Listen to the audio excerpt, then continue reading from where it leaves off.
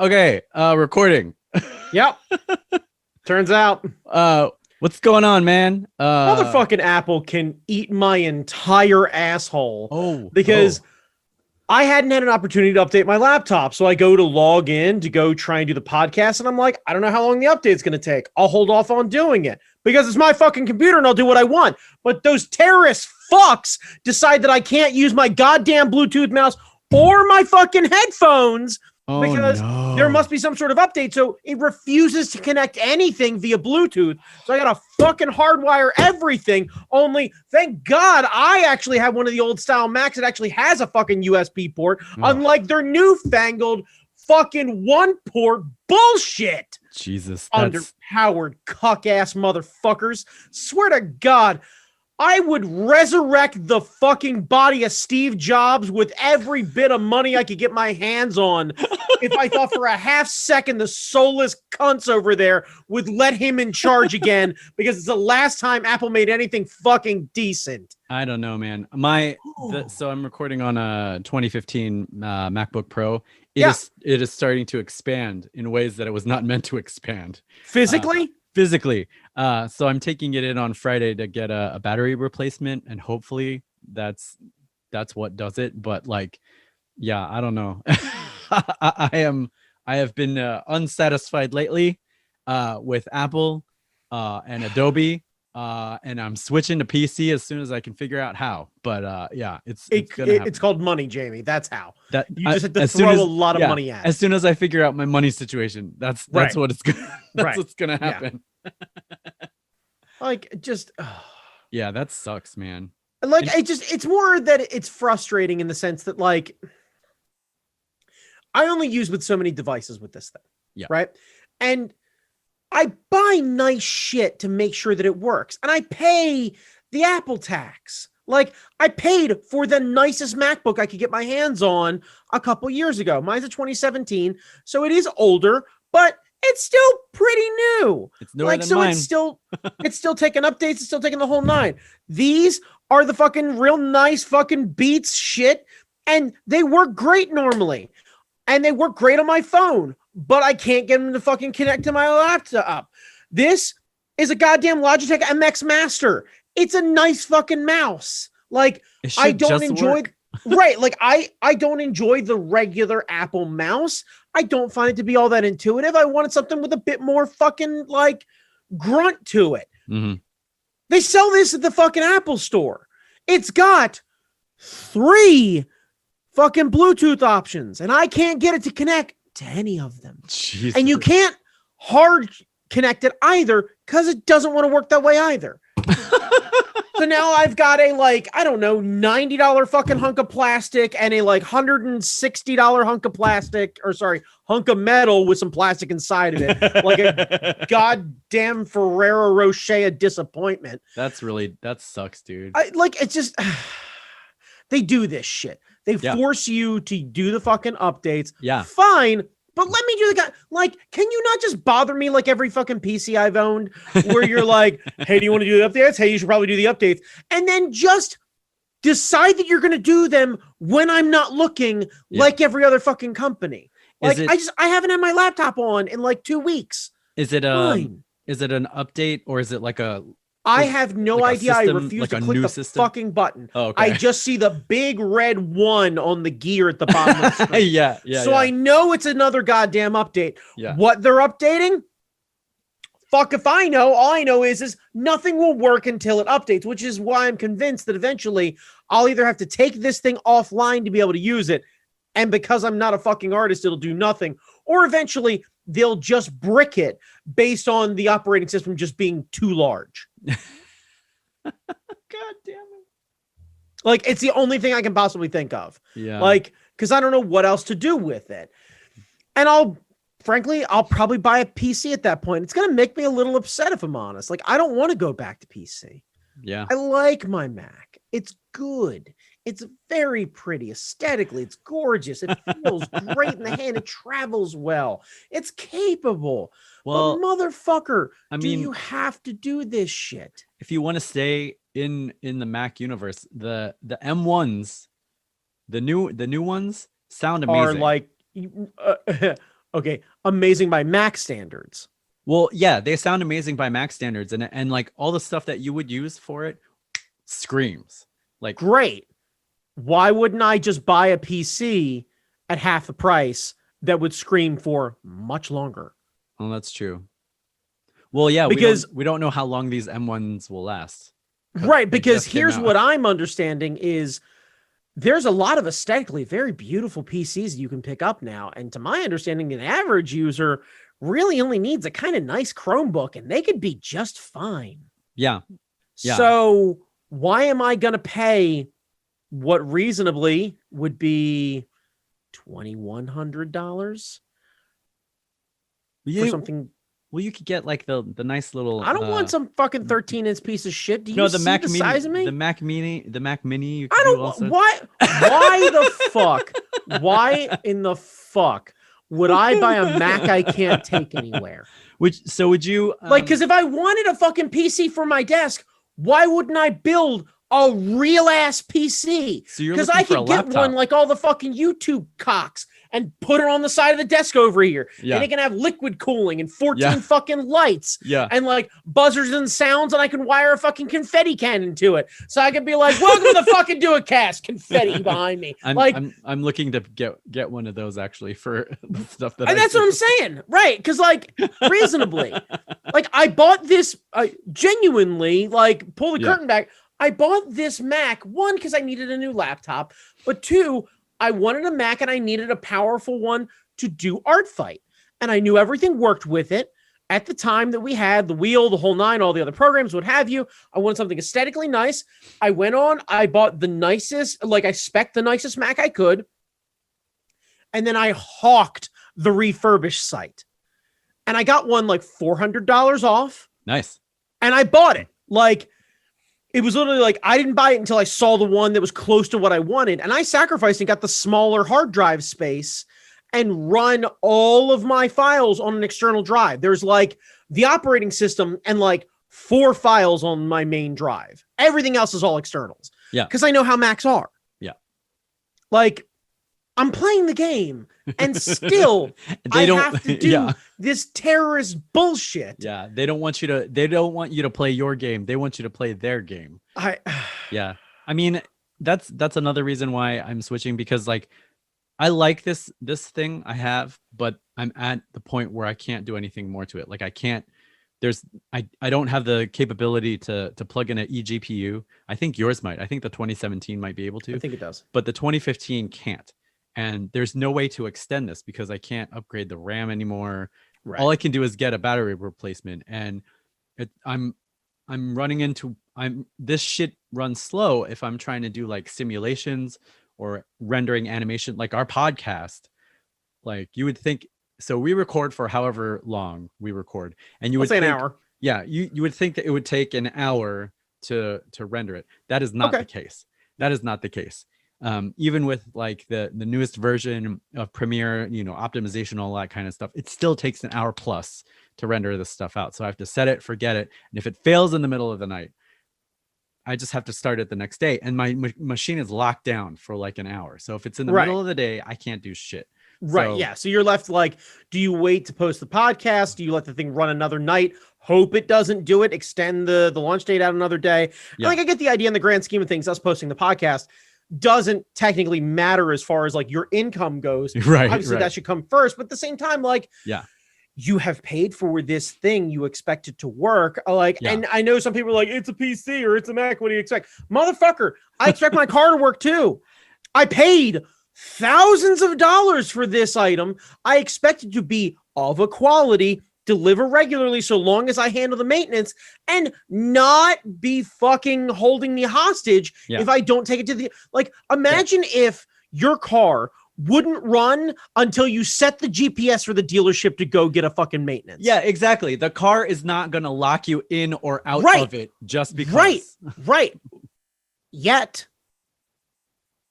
Like, I know I sound like a fucking tinfoil hat asshole, but like there's a very real part of my brain that is like, I don't know if I'll own a car newer than like a 2020. And if I do, it's going to have to be pretty utilitarian. Cause like, I don't trust an Elon Musk to not do some shit like that. Yeah. So like for as much as I'm excited, like the Honda E, right? I don't know if you've seen the Honda E. I have not seen the Honda E. So Honda created an EV that is designed off of the old 70s Honda Civic. Ooh. It's adorable. It's got 2 doors. Ooh. It's a cute little hatchback. It's got like little round like Johnny Five style front headlights. Everything like it's stylistically it's gorgeous. It's got Stephanie. It's got fucking like cameras instead of mirrors. And then there's screens right on the side, like on the sides when you look over. And then the whole thing is a screen going across the front. Yeah. And it has the ability to be multinational because literally the dash has a slider piece on it and you can just tell it that you are in another country and the dash just slides across. So the whole gauge cluster will move directly across. So cool. So you build one vehicle for the entire planet, which is more economical. It makes more sense. That's awesome. You create this thing. It's got not Tesla like mileage, but it's got really competitive mileage for most city drivers. Like you should be able to, on a full charge, do something like, I think I'm going off of memory here, 260 or some odd miles on a charge. Now, obviously that's going to vary, but like average person, let's say I drive, my commute every day is about 51 miles each way. Right? Not bad. Yeah. So if I charge it every night, it should be totally fine. Yeah. That sounds good. Like, and there's part of me that wants to be like, fuck yeah. And now I'm asking myself the question, what point does Honda decide they want that microtransaction money? Because everything's loaded on a Tesla. Yeah. You just download the packages. Yeah. And they wirelessly send the software link, and then they go, oh, you didn't pay for the top of the line model, but if you want to pay Palace $6,000, you can go real fucking fast. And I'm like, don't you need to install a new motor? Nope. You've had it the whole time. That's when you hack. That's when you get a like. That's when you hack your car. You say that, but it's Bluetooth connected and it's wirelessly connected and it has GPS locking and it knows where you are. So the second you hack it, it fights with you. Oh no. Oh yeah. God damn it. Yeah. And ask yourself the question, Jamie, do you know of an EV mechanic? Nope. Like I can go get my motor oil changed in my Ford right now. Yep. Damn near anywhere. I can do it in my driveway if I'd like to, but I can't just service a Tesla. Yep. Oh, and that's the other thing about Max. They're like paring down who gets to repair them. So of course they do. Only exclude like there's only certain places that you can go to get it repaired. Like I can only go to an Apple store or the Micro Center, which is fine because the Micro Center is down the street. Right. I think Best Buy as well will allow you to do it. Yeah, they don't want independent repair people to get their grubby hands on their shit, even though they'll charge you less and they'll do it quicker and they'll do it efficiently and they might even hook you up with stuff. So like, yeah, I see your point. It's definitely like getting an electric car is like, you know. Again, I feel like a tinfoil hat asshole because I get the idea and like I want to be green and I am somebody who very much loves monster trucks and at the same time I see the value of owning a muscle car and an EV and using the EV for my daily shit and then only burning gas when I want to go have fun on the weekends. Like I'm good with this premise. I have zero fight with this concept. Yeah.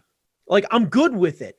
Yeah. But there is a certain point where like once you get past like the old school style ones where it's like there's a plug, everything works like a car, it's got a battery, and if you need to service it, you take it into a station, they replace the battery, they replace the motor, they replace whatever. Yeah. And it's a car, it just happens to run on electric motors and a battery. And I'm like, cool. Yeah. But then I'm hearing things like BMW is doing this, Mercedes is doing this. They are starting to require subscription-based services to unlock features on the car. And I'm not talking about your goddamn Sirius radio.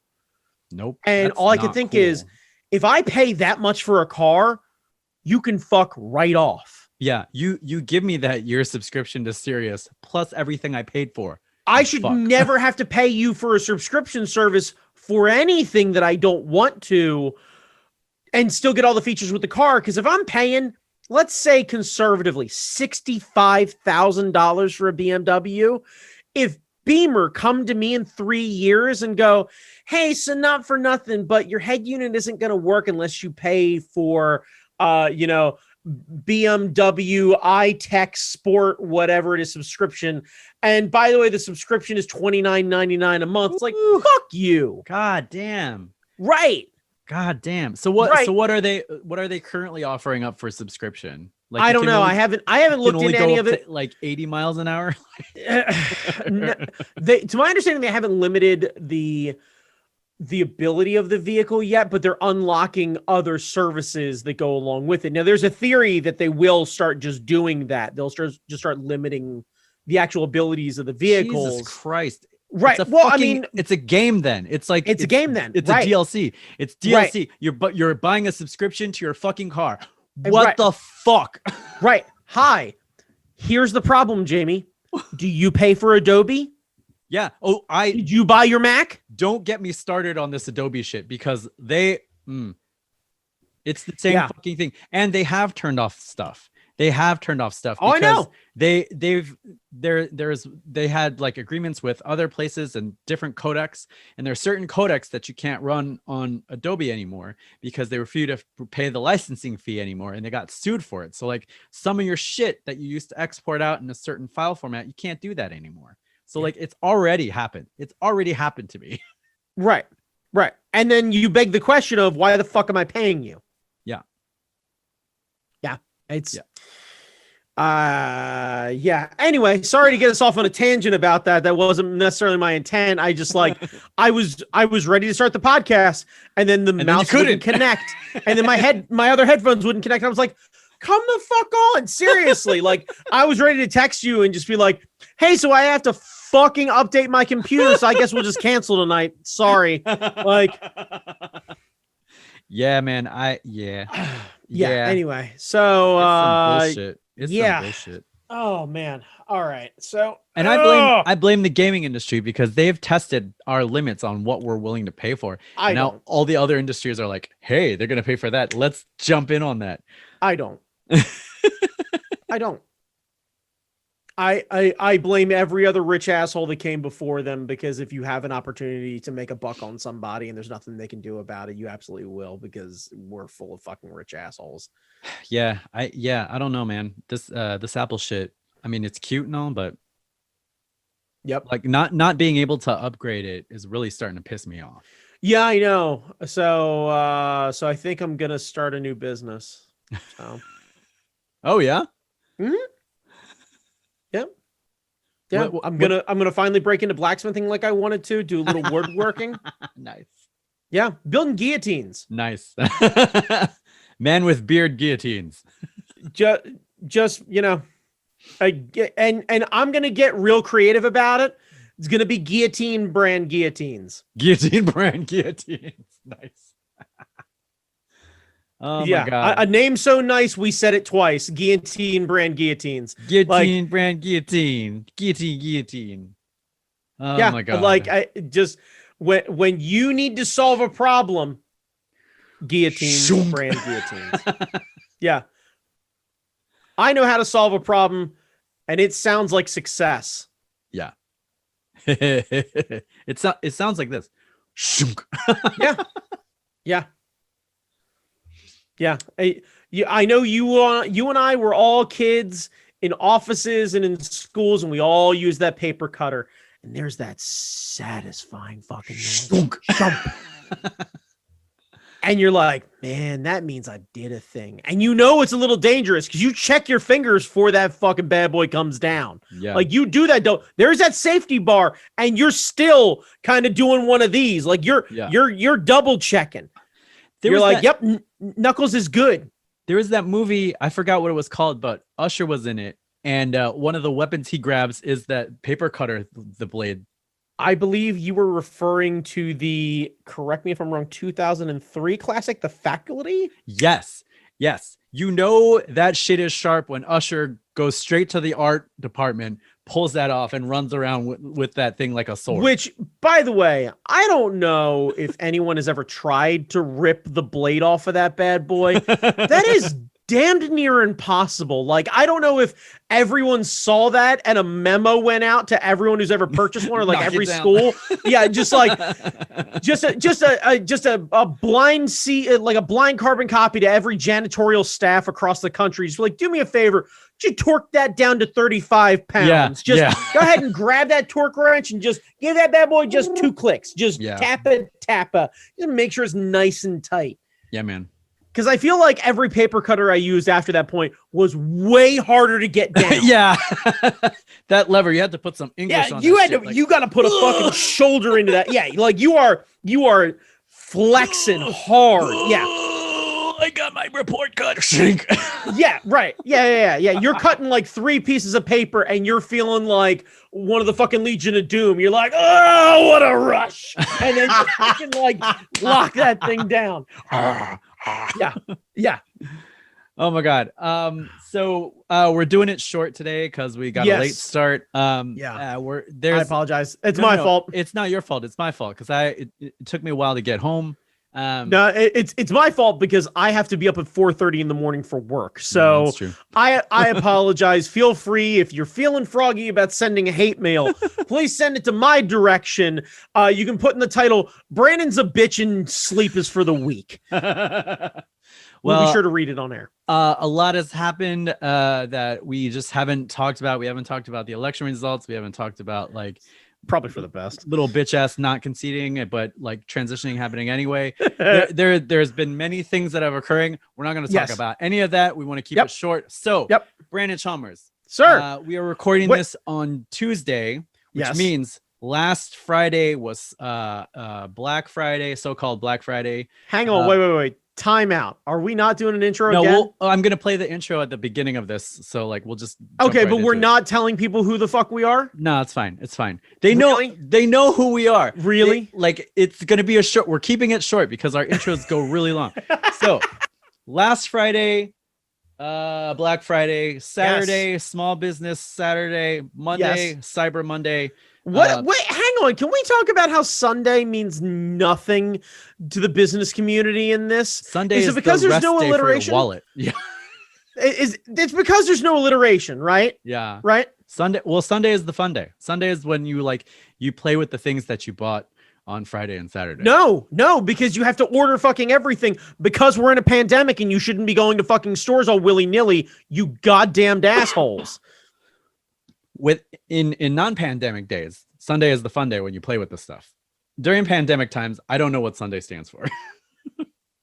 Sunday Pun Day. Pun Day. I'm just making jokes all day. Like that's what I'm doing. So my question to you, on this shopping holiday season, did you participate in capitalism and buy a thing on one of those days or at a sale related to? Because like Black Friday sales started like last month.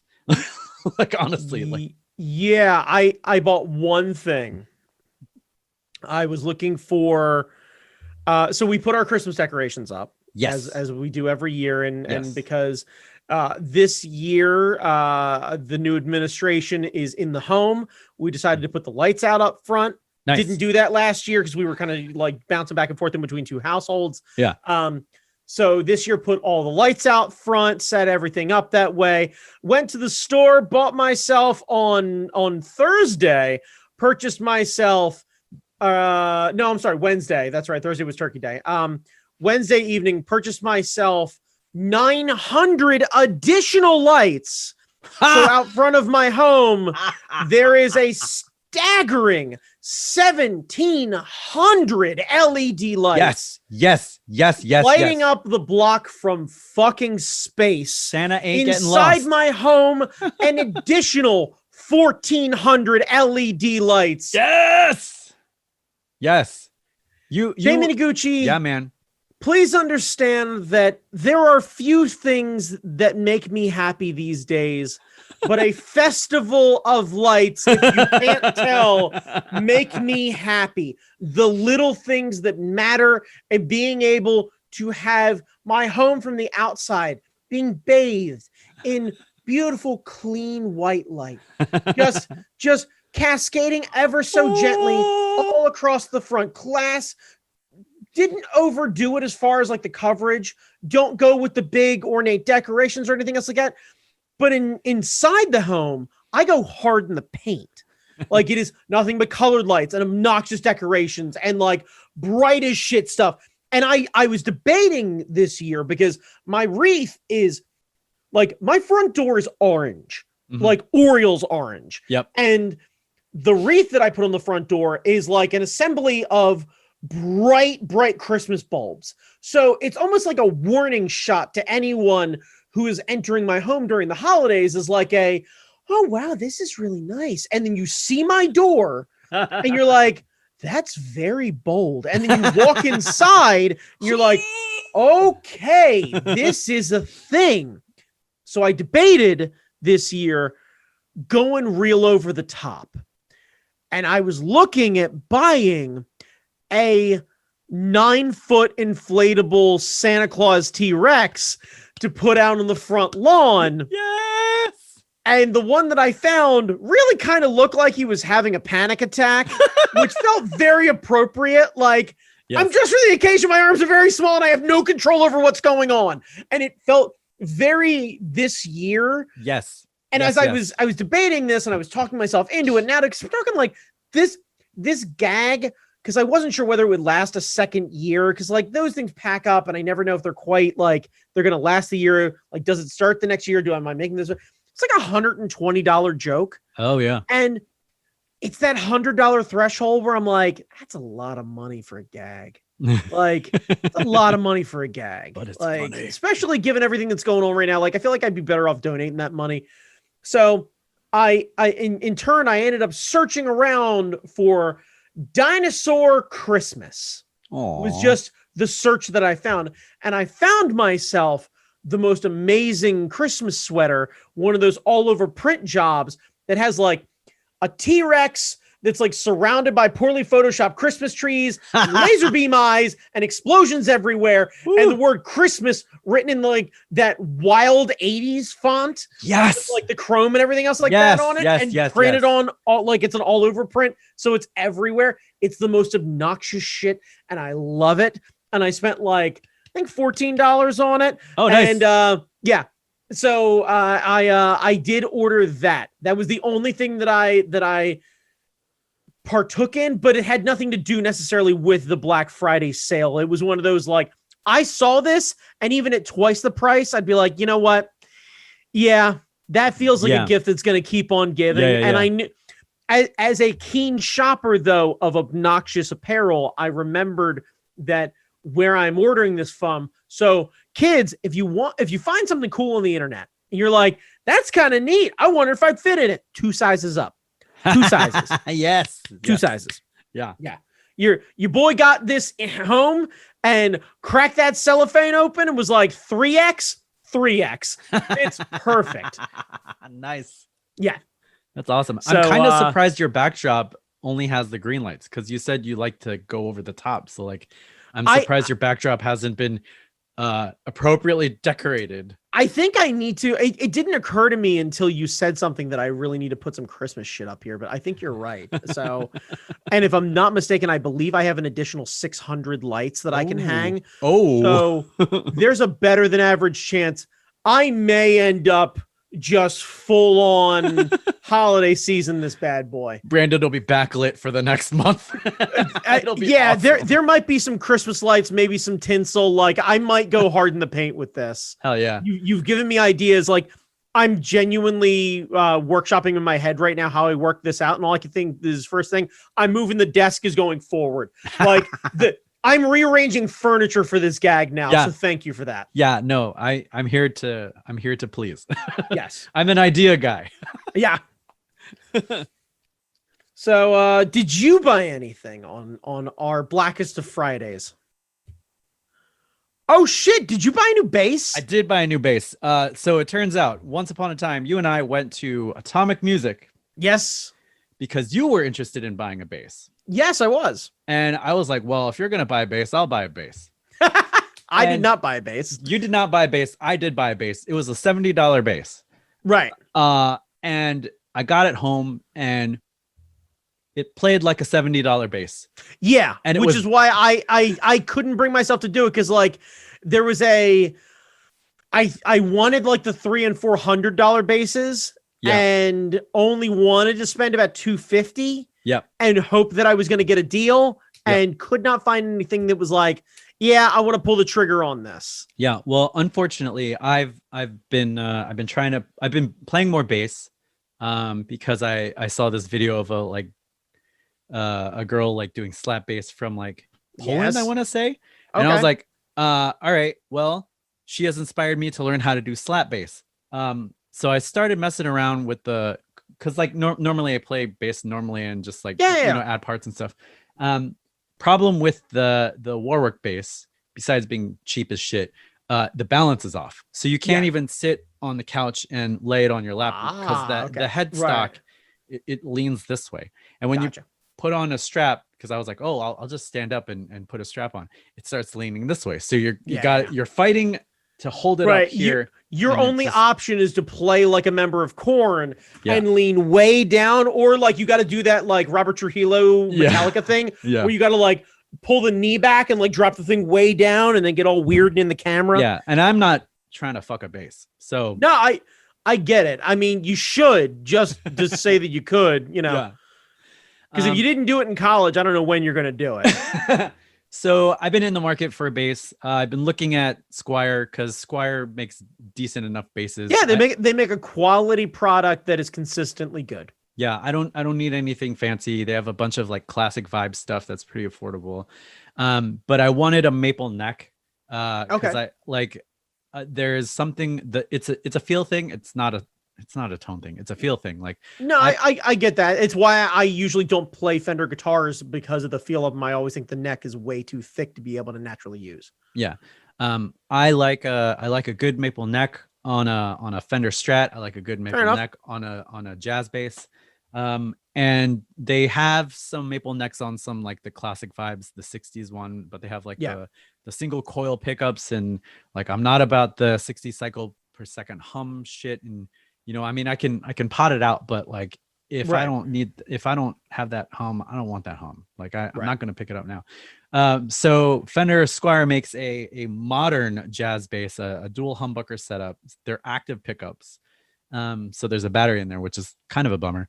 But it's got a bunch of different controls. Like there's a bass boost, a treble boost, and you can, blend between them. And I was like, this bass is like $499, and I was like, well, shit, I am not paying $500 for this bass. I get that. Guitar Center was selling it at like $399, so it's like $100 off, and I was like, well, that seems more reasonable. Good step. But Guitar Center just went bankrupt. I am waiting for that like fire sale where they're just trying to dump inventory that has not yet occurred. Right. So I went to look on like damaged or remainder or open box inventory. Found this motherfucker for $250. Oh shit! $250. So you found the bass that I had always been looking for $250. Shit. Shit. So nice. There's actually, they have a Hot Rod Red. Aaron's bass. They have a Squire version of Aaron's bass. Ooh, okay. And it's like $199. Shit, that's not bad either. And it's not like scratched or dented. It's like $199 new. So I'm still trying to find my drum set right now. I've got my mind set on a certain one, and you pals over Guitar Center trying to charge me $100 shipping, which is kind of undoing any sale they got going on. So I did the ship to store, and then I did the contactless thing where like I open the trunk and they shove it in there. Yeah, they don't seem to offer a ship to store option. I can't figure out why. That's I don't know. Yeah, I don't get it. I don't know. Anyway, but $250 for this, and I could not find a dent or a scratch on it. The box looked like someone tried to fuck it during transport. All right. Like it was like crumpled up. They had to tape it twice and then put it in another box. So like when you bought it, it didn't seem like someone had took it to town. We promise this isn't a piece of shit. Yeah. I opened it up. stem to stern. There's nothing wrong with it. Nice. Plugged it in. I had to make a neck adjustment, but you always have to adjust things when you get a thing. I put on flat wound strings on it, so it's got the jazz feel and like, you know, it thumps. You can do your thumping and pluck in. It sounds nice. So there might be some slap bass on tracks coming soon. Shit. Yeah. Have an idea for like a Thanksgiving is Cursed song, because it is. But yeah, that was fun. I am still lurking the Guitar Center website for the moment when they do their fireside sale. Because they got to liquidate some of their assets at some point. I'm betting they're going to be fine after the holiday. Yeah, so we'll see. Oh, the other thing is they had a coupon. So not only was the open box like $250, but I also got 15% off of that additionally. There you go. Because so nice. Yeah. So Brandon, I love going to Atomic Music because you can play everything there, but I did manage to find a better deal online. Yeah, I get that. Weirdly, Atomic Music is now down the street from where I work, so that's a whole experience. Ooh. Yeah. That's fun. That is not close to where you are. Welcome to have an idea where I work. Yeah. Shit. You just go down the ICC and there it is. It's like, oh shit. Yeah. All right. Well, that's it. That's all we got for this episode. Real quick. We got a few minutes. I do want to catch up real fast. How was Turkey Day for you? It was good. We've been quarantining. We did the 2-week quarantine before. Okay. Because the Audrey's sister, they did the quarantine for 2 weeks, and then Audrey's parents did the quarantine for 2 weeks. So like the three sets, we haven't gone anywhere. So that we could convene at the house in Arlington. Okay. And I feel squirrely about it because I don't know. I mean, ultimately you're doing the responsible thing there. You're making sure that everyone's okay. Yeah. You know, if that was the sacrifice that you all made, is doing 2 weeks quarantine. Yeah. So this way you could spend time together. I think that's the most responsible way to handle it. Yeah. And Audrey got tested twice. So okay. But yeah, so like the cousins got to hang out, like Smushy got to hang out with another person her age in person. Wow, okay, that must have been a huge thing. Yeah, so it's been nice.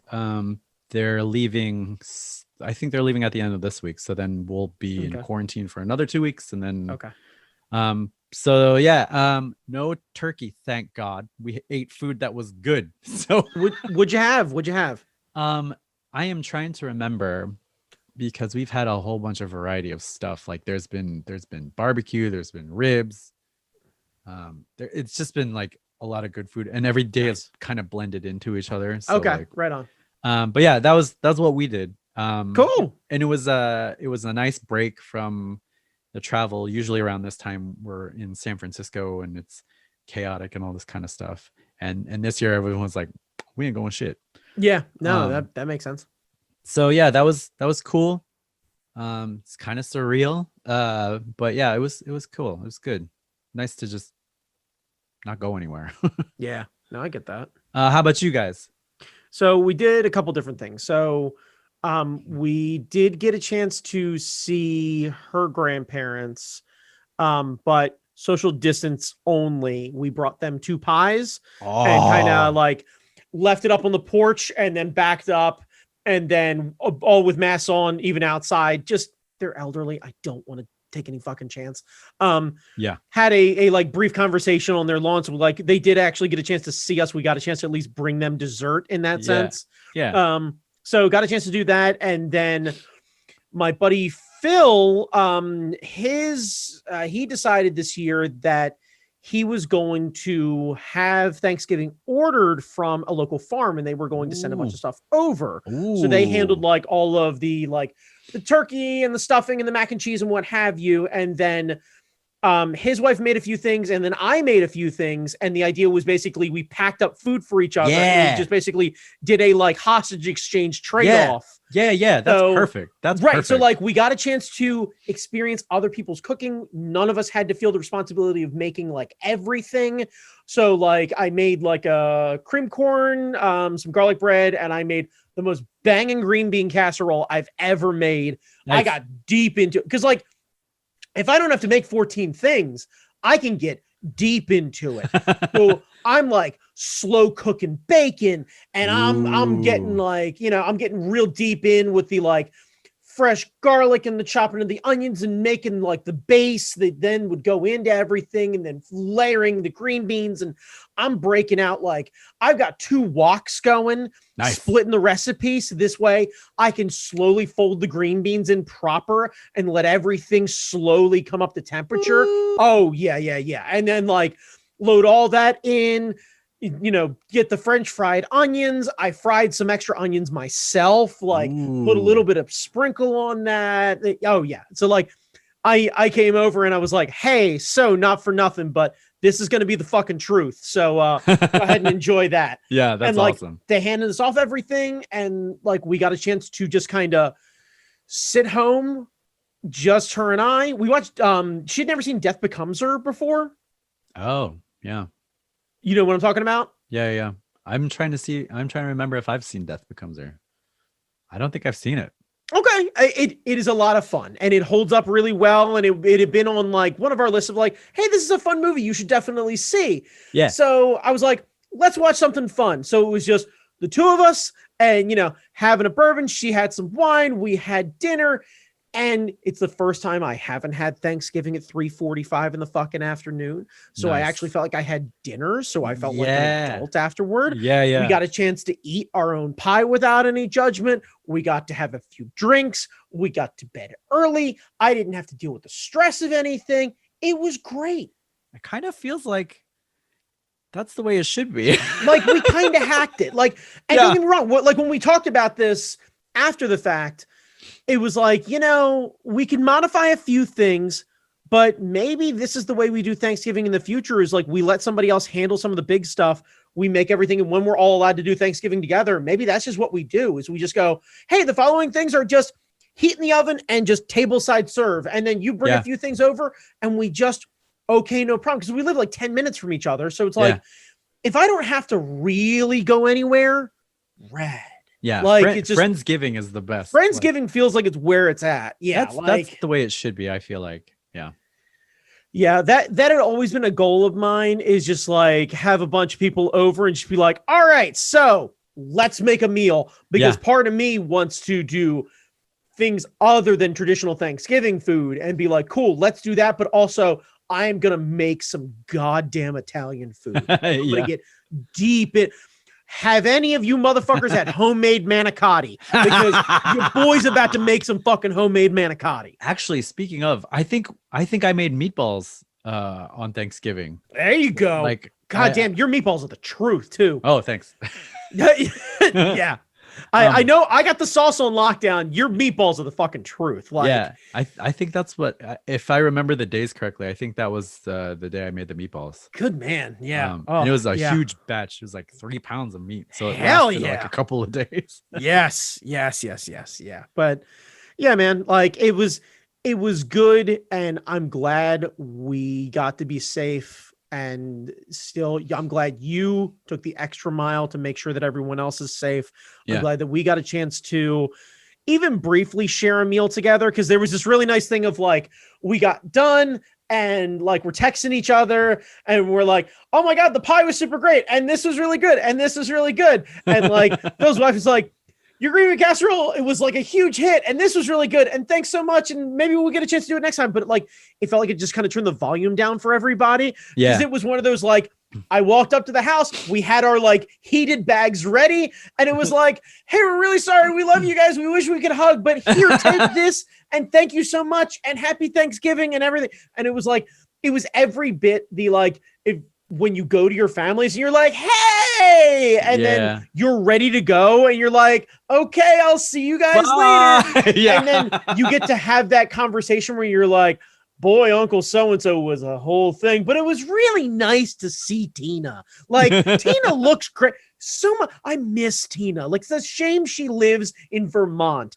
Like, it's just a little too far away. Like, just real good, salt of the earth. And then you ride home and you make a couple more comments about Tina, and then you go, but Uncle Ray, whew. Anyway, is there leftover pie? I feel like did we grab leftover pie? We should have. I can't believe we didn't grab leftover pie. Yeah. Right. Like, and that's essentially like Thanksgiving always felt exhausting in years past.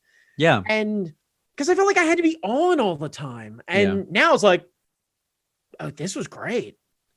It feels like there needs to be like second Thanksgiving almost. Like you do first Thanksgiving where you do deal with all that shit, and then the real Thanksgiving and and that's what I'm saying is smaller. I think we all agree right now that we do away with the awkward Thanksgiving. I would love that.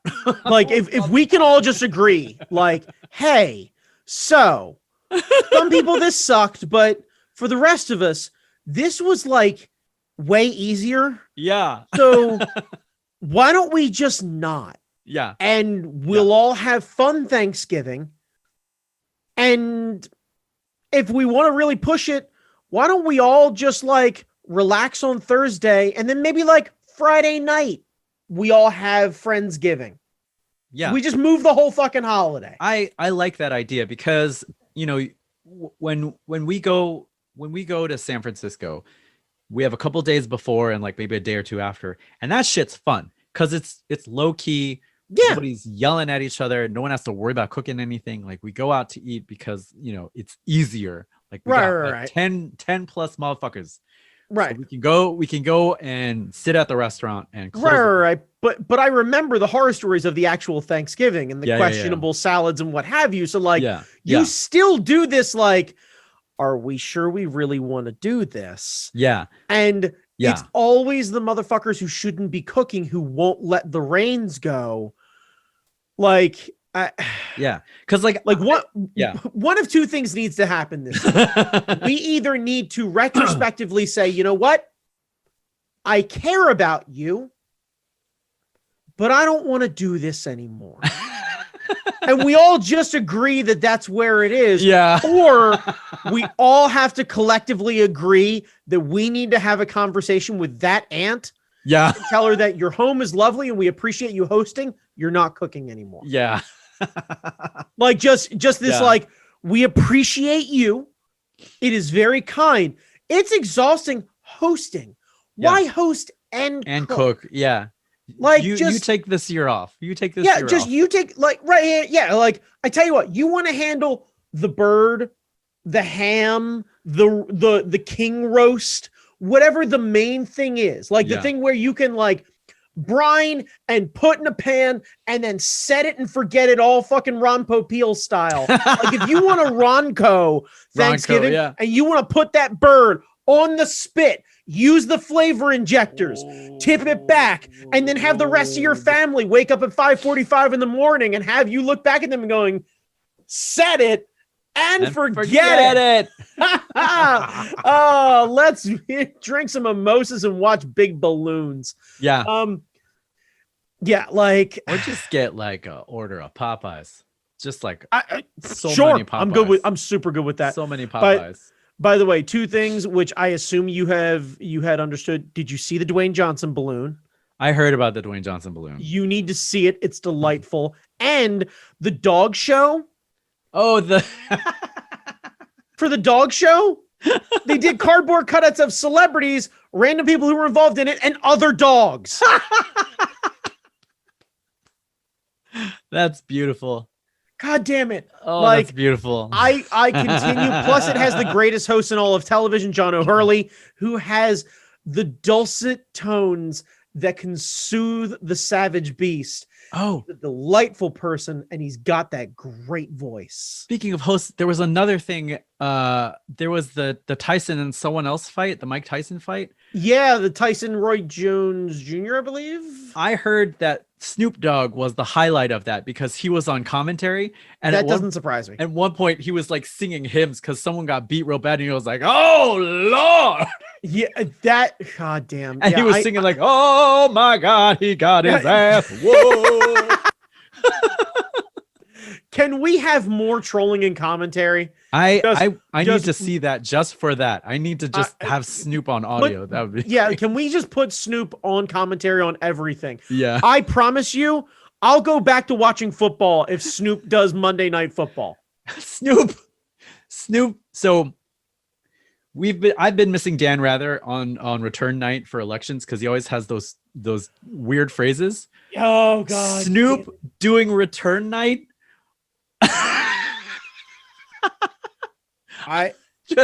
We need okay, so hear me out, right?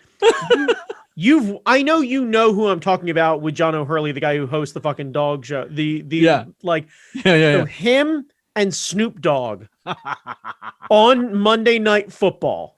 Oh my God. D-O-double-G, it looks like tonight we'll be taking on the Texans and the Steelers. Coming on in the championship game. D-O-double-G to my right. Chris Collinsworth to my left. We've duct taped him to a chair. So it's just Snoop in the house with your man O'Hurley.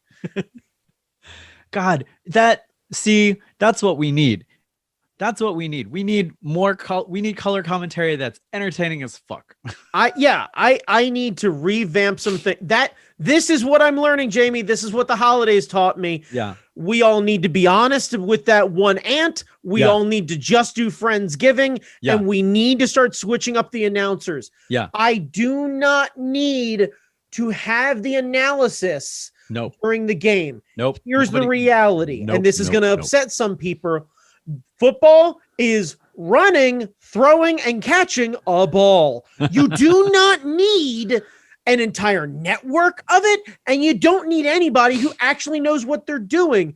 Let's make it more entertaining. And I know you're going to be like, well, they got Dennis Miller a while back. Dennis Miller's not funny. No, he is like, oh my God. He's not funny. He's not never been funny. Jesus Christ. Fair. Hang on. When he was the host of Weekend Update and he was having material written for him, he was funny. Okay. But on his own, especially during a live television broadcast. Hell no. No. Hell no. No. Abso-fucking-lutely not. Just no.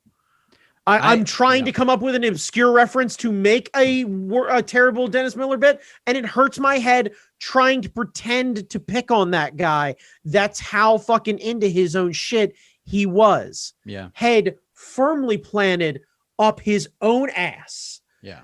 Yeah. So let's do away with that, and let's ask her, because honestly, we could play Mad Libs with this. Let's do some Mad Libs. Because frankly, let's not pretend what we're talking about here is we need to fit two demographics. Well, what do we have? We have classic hip hop, and we have somebody who was on Seinfeld. That is something for every football fan. That's true.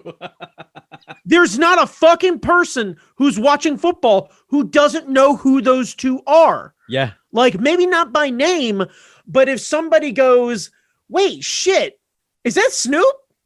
And then you hear the other guy, and then they cut to the booth and they show him and they go, shit, that's that Jay Peterman guy from fucking Seinfeld hanging out with. That shit's wild as fuck. Yeah, people would love that. They'd love it. They'd love it. Man, I want to see that. I want fun people who know how to announce, and I'm curious about where it goes. And let's put them in everywhere. Fucking Olympics. Let people have fun. Yeah. Oh my God. I want Snoop to do commentary for the climbing shit. Oh shit. Yes. I want Snoop and Leslie Jones to do commentary for the climbing shit. Genuinely ludicrous doing the fucking commentary on skeleton on the Winter Olympics where everybody's head first on the shit. Yeah. Because he'd spend the first easy 3 heats going, the fuck are you doing? Nah. Yeah. Like that. This is why we don't have snow in Atlanta. Yeah. We shut that shit the second there's flurries. You shut it down. The SNL skit where they have Chance the Rapper going out to various sports doing commentary. Yes. I just fucking need that. That needs to be a thing. Yeah. That needs to be a thing. People who don't know what it is commentating on what it is. Perfect. I need them to have just enough knowledge to be dangerous. Yeah. Like that'll get people to tune in, because all these sports are losing revenue because people are this and that. Right. This will get people to tune in. Right. It's entertaining. Right. Because like what I need is for someone to tell Snoop, hey, we'd like you to be an Olympic correspondent for something. Right. And him go, what sport? And we say, we're not telling you, and here's why. And Snoop goes to wherever the Olympics are, right? And he is put into a room with the U.S. Olympic team for that, and the Canadian one, and maybe like the Brazilian one just for fun or something like that. Yeah. And we put him in a room with those three teams, and they explain to him what the sport is and how it works. Oh, yeah. And the sports need to be something fun, like curling. Yeah.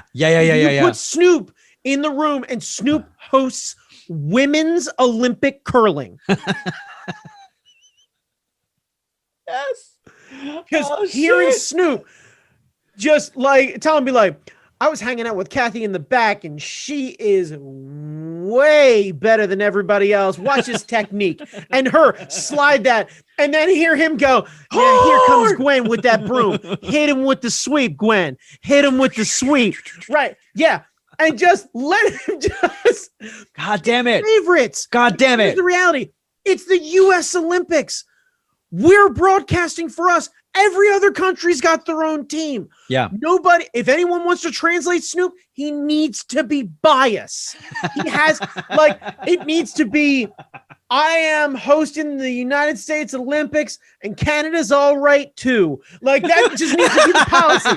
Just like, if we can't, like, if we know we're out, for some reason, we're bad. Yeah. And then Canada comes through and he's like, America's hat coming in, just looking tighter than a drum, just hitting it. And by the way, I'm just getting cadence. I will not attempt a Snoop Dogg. Yeah, no, but like, yeah, just that smooth delivery of just this, like, Canada's cool. Like, man, I want us to win, but if we can't do it, you know, hangnail or some shit, pull a hammy, shit happens. Like, but like, and don't do the obvious ones. Like, don't let him do like interpretive ribbon dancing or anything else like that where he can get high as fuck. No. I want him to do some intense shit. Yeah. Like, it needs to be something obscure as fuck or intense as all get out. Yeah. Oh, I love it. Yeah, like, I love it. Just the like. And bring in a bunch of fucking celebrities. Like, goddamn. It's the Olympics. It's the Olympics. Motherfuckers. Like, no one watches it. No one watches it anymore. No one watches it. Because the schedule's all fucked up.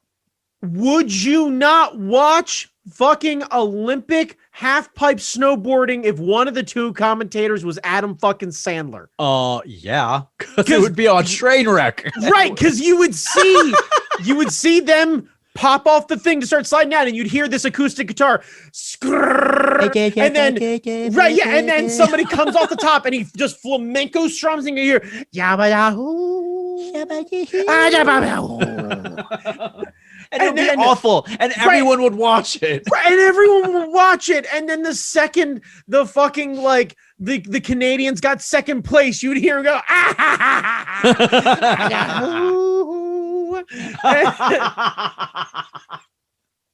oh God. Oh my God. And then he can just break like as we go to commercial, it's Adam Sandler and Bob Costas because we need a straight man here. Right. And just Bob Costas as he's just talking the style, the pageantry, the air.